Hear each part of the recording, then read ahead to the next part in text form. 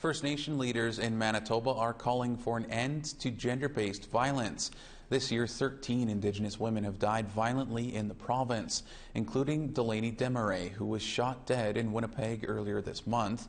And last weekend, a 20-year-old man was charged with murder following the death of a woman on the Sioux Valley Dakota Nation. Heidi Spence joins us now. She's with the Northern Chiefs MMIWG Unit.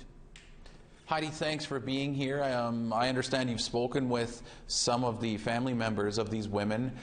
How is the Indigenous community coping right now? I would say that, our Indigenous community, it's a struggle, and it doesn't get easier every time we have to come together to work with families and support families when there's been a tragic loss that, could be totally preventable, and, something that, we can all be a solution to be a part of.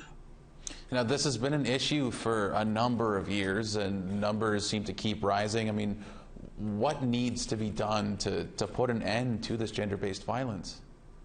I would have to say, one of the biggest things that, would need to be done is being informed, and, taking the time to educate each other and ourselves on, what gender-based violence is, and taking those preventative steps to, with yourself and your loved ones, and, sharing the information you have, so that people know what gender-based violence is, because it can come in all different forms, and, there could be indicators too, as well as, to what, before something happens, and being aware of, some of those signs as to what, what violences looks like, like I said, because it comes in all forms.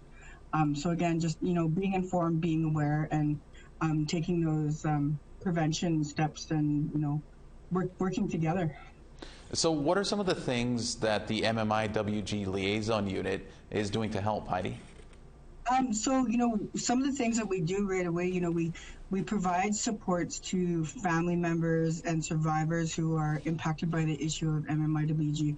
And that can be anything from, providing health and wellness supports to cultural supports. And, we also take opportunities to, go into communities and work with families and, share some of the knowledge that we have, or, tailor workshops on, what maybe that they're requesting, to help empower them, and, to provide them with tools, for, to improve their own wellness and their own healing.